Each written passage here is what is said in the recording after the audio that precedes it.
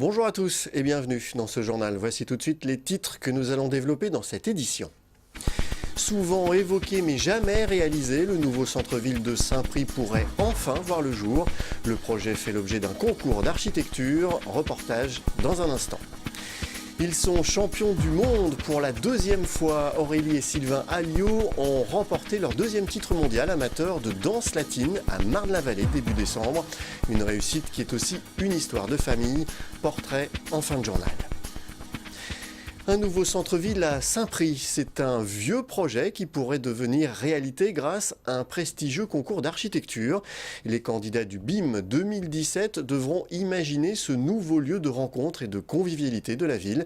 Une maquette devra être présentée aux habitants avant 2020. Reportage.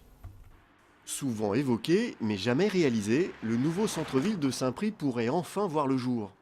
Le projet est au cœur d'un important concours d'architecture, BIM 2017, où architectes et étudiants doivent imaginer ce que pourrait être le nouveau lieu de rencontre et de vie de Saint-Prix. Le périmètre concerné n'a pas été choisi au hasard. Au croisement de la départementale 928 de l'avenue du Général Leclerc et de la rue d'Hermont, le futur centre-ville pourrait enfin réunir le nord et le sud de la ville, coupés par cette départementale à fort trafic routier. Notre ville a l'ambition d'effet de retrouver ici un centre-ville qui soit à la fois très convivial, très beau, très architecturalement beau, c'est ce que nous voulons, et puis qui soit très pratique également, et puis qui réunisse les Saint-Priciens autour d'un nouveau lieu de convivialité. Pour nous, c'est beaucoup d'espaces verts, c'est une place publique, c'est un endroit chaleureux, entouré de commerces de proximité, des commerces de bouche par exemple, et puis quelques logements au-dessus, qui permettent de réaliser cette place avec des hauteurs de bâtiments qui ne soient pas plus importantes que le bâtiment que vous avez au fond là derrière moi qui s'appelle le Gros Noyer, qui est un peu la référence en termes de volume. Voilà notre objectif. Pour les Saint-Priciens rencontrés sur les lieux du projet, l'idée d'un vrai centre-ville semble séduire. Par rapport, mettons, à Hermont, par rapport à Saint-Leu, on est vraiment un centre-ville qui est très limité. Donc le fait d'avoir un projet d'un centre-ville où il y a un peu plus de magasins, c'est pas plus mal, c'est bien, c'est une bonne chose. Peut-être une brasserie, une boucherie, voilà, quelques petits commerces qui donneraient un peu de vie. Un marché peut-être aussi. On est heureux que l'étude est lancée et que ça se réalisera un jour. Voilà. Les candidats au concours d'architecture ont jusqu'à la mi-mai 2017 pour présenter leur projet. Avant 2020, une maquette sera alors présentée aux habitants pour recueillir leur avis. Si le projet recueille l'assentiment des Saint-Priciens, le maire compte bien se lancer dans l'aventure. La municipalité a déjà effectué des acquisitions foncières sur le secteur concerné. En bref, le procès de deux frères d'Adama Traoré s'est ouvert ce mercredi à Pontoise. Youssouf Traoré et Bagui Traoré comparaissent pour violence, menaces de mort et outrage contre 8 policiers municipaux et gendarmes à la suite d'un conseil municipal qui a dégénéré en novembre. Les deux prévenus contestent les faits de violence. En fin d'après-midi, 11 témoins devaient toujours être entendus à la barre. Plus d'informations demain dans ce journal. En bref, nuisances aériennes, davantage de moyens pour l'insonorisation des logements dans le Val d'Oise. L'Assemblée nationale a adopté un amendement déposé par les députés du Val d'Oise, Jean-Pierre Blasi, Gérard Sebaoun et François Pupponi, sur la lutte contre les nuisances aériennes aux abords de l'aéroport de Roissy. Le texte permet de supprimer le plafonnement de la taxe sur les nuisances sonores. L'objectif est d'en réaffecter l'intégralité au fonds d'aide à l'insonorisation des riverains. Une bonne nouvelle donc pour les habitants qui n'ont pas encore pu faire les travaux nécessaires. Plus d'infos sur notre site vonews.fr. Deux danseurs valdoisiens, une nouvelle fois champions du monde amateur de danse latine. Aurélie et Sylvain Alliot ont remporté leur deuxième titre mondial à Marne-la-Vallée début décembre. Nous avions rencontré le couple sur scène comme à la ville, à l'entraînement, après leur premier titre mondial. Une réussite, vous allez le voir, qui est aussi une histoire de famille. Philippe Pémal.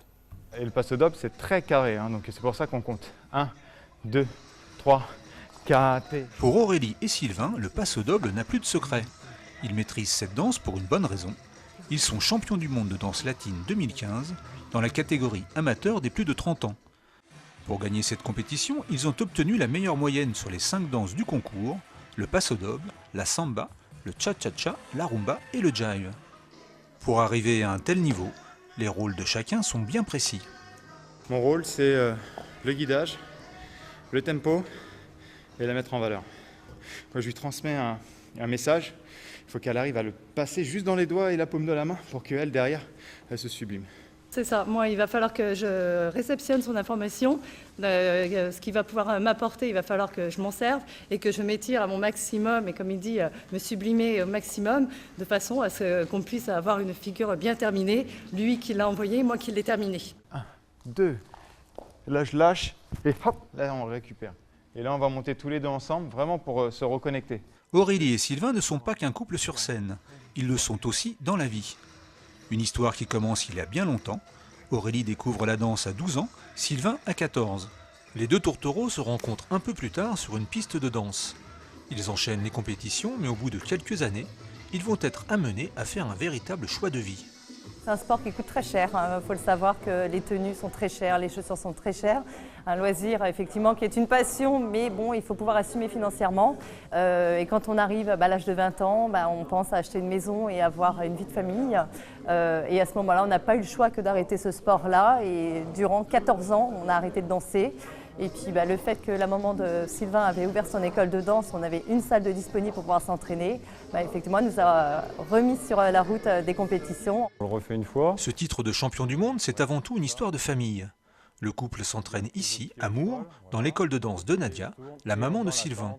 Quant à leur entraîneur, c'est Patrick, leur beau-père. Un partenariat familial qui les a amenés au titre de champion. Je suis dans la tente et c'est lui qui va me donner le mouvement pour repartir. En fait, c'est ça l'image.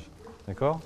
Et la première des choses, ça a été surtout de les canaliser sur le plan physique, qui a été quand même un travail relativement, je veux dire, pas long, mais quelque part assez difficile, dans le fait que moi, je considère que la danse, c'est surtout du physique et ensuite de la danse.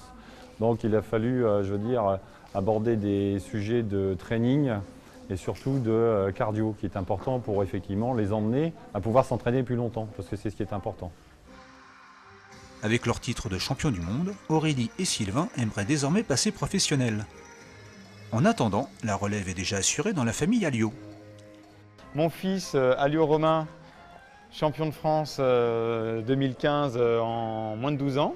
Et j'ai ma petite dernière qui vient de commencer, Christine Alliot, et qui va évoluer l'année prochaine en compétition avec son petit partenaire.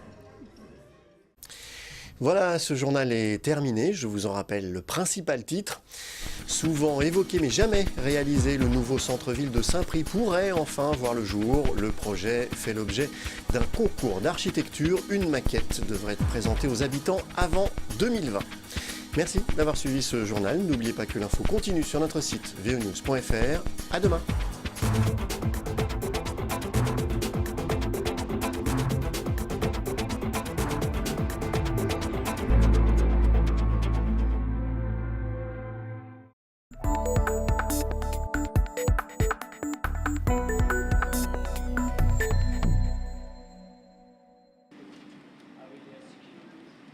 Cette pâte liquide, c'est du verre.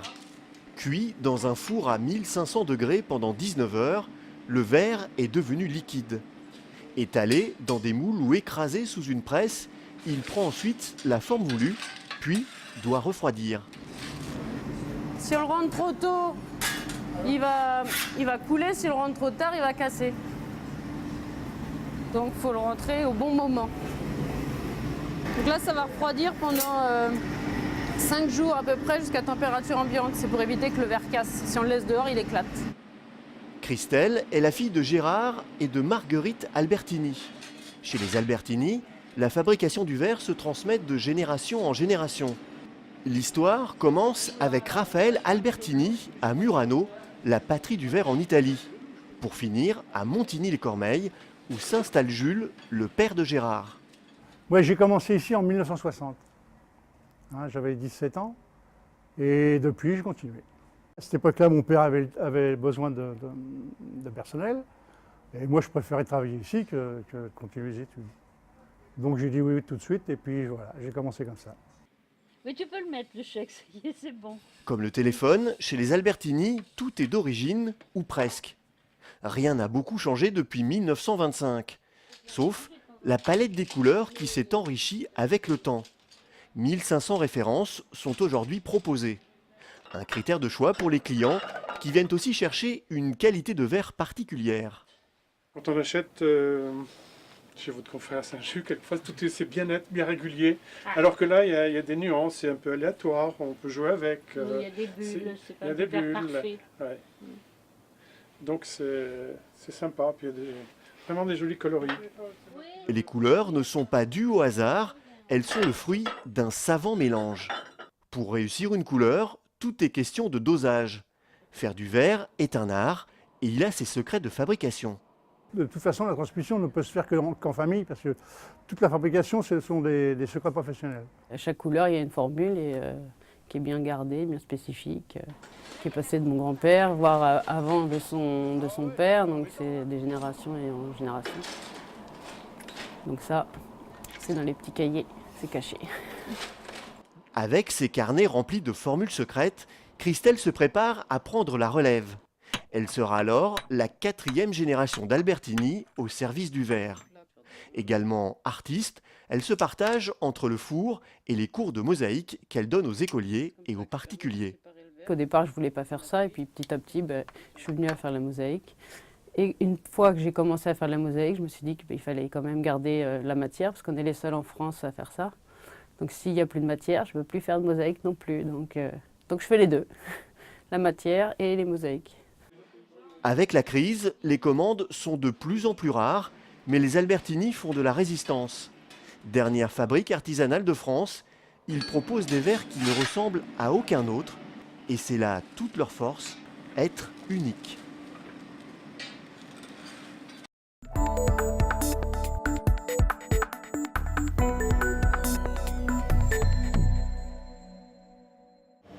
C'est une technologie de pointe pour améliorer le confort des patients atteints du cancer. Au cœur du centre de radiothérapie et d'oncologie du Val d'Oise à Osny, cette immense machine, son point fort, elle délivre de très fortes doses de rayons X à haute précision pour traiter une tumeur même très petite. Le temps de traitement est donc significativement réduit, jusqu'à 50%, tout en préservant les tissus sains.